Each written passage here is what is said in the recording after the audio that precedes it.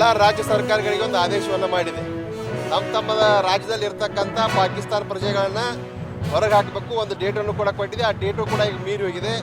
ಆ ನಿಟ್ಟಿನೊಳಗೆ ಇವತ್ತು ಕರ್ನಾಟಕ ಸರ್ಕಾರ ಎಷ್ಟು ಮಂದಿನ ಹೊರಗೆ ಹಾಕೈತಿ ಮತ್ತು ಇನ್ನೂ ಎಷ್ಟು ಜನ ಅದಾರ, ಅವ್ರು ಎಷ್ಟು ಜನ ಉಳಿದಾರಲ್ಲ ಶೀಘ್ರವಾಗಿ ಅವ್ರನ್ನ ಅರೆಸ್ಟ್ ಮಾಡಬೇಕು, ಅವ್ರನ್ನ ಬಂಧನ ಮಾಡಬೇಕು. ಇಲ್ಲಾಂದ್ರೆ ಪಾಕಿಸ್ತಾನ ಕಳಿಸುವಂಥ ವ್ಯವಸ್ಥೆಯನ್ನು ಈ ಜಿಲ್ಲೆಯಲ್ಲಿರ್ತಕ್ಕಂಥ SP ಅವರು ಮತ್ತು ಕಮಿಷನರ್ ಅವರು ತ್ವರಿತವಾಗಿ ಕ್ರಮವನ್ನು ಕೈಗೊಳ್ಳಬೇಕು.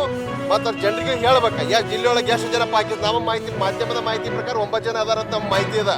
ಆ 9 ಜನರೊಳಗೆ ಎಷ್ಟು ಮಂದಿ ಇವ್ರು ಪಾಕಿಸ್ತಾನಕ್ಕೆ ಕಳಿಸಿದಾರೋ, ಎಷ್ಟು ಮಂದಿ ಇವ್ರು ಅರೆಸ್ಟ್ ಮಾಡಿದಾರೆ ಅನ್ನೋದು ಇವ್ರಿಗೆ ಜನರಿಗೆ ತಿಳಿಸ್ಬೇಕಂತೇಳಿ ಇವತ್ತು ನಾನು ಸರ್ಕಾರಕ್ಕೆ ಮತ್ತು ಇಲ್ಲಿರ್ತಕ್ಕಂಥ SP ಅವರಿಗೆ, ಕಮಿಷನರ್ ಅವರಿಗೆ ಆಗ್ರಹ ಮಾಡ್ತೀನಿ.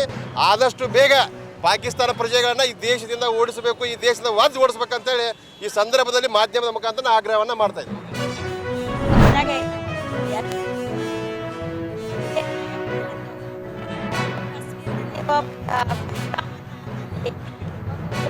ಹತ್ಯೆ ಪ್ರಕರಣ ಆಯಿತು.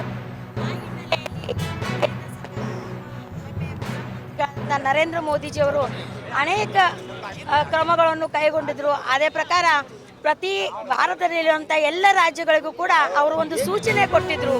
ಪಾಕಿಸ್ತಾನಿ ಜನರನ್ನು, ಯಾರು ಪಾಕಿಸ್ತಾನಿಯರು ಇದ್ದಾರೆ ಅವರನ್ನು ತಕ್ಷಣವೇ 48 ಗಂಟೆದ ಒಳಗಡೆ ಅವರನ್ನೇ ಪಾಕಿಸ್ತಾನಕ್ಕೆ ಕಳಿಸ್ಬೇಕು, ಗಡಿ ಪಾರು ಮಾಡಬೇಕಂತ ಒಂದು ಆದೇಶ ನೀಡಿದರು.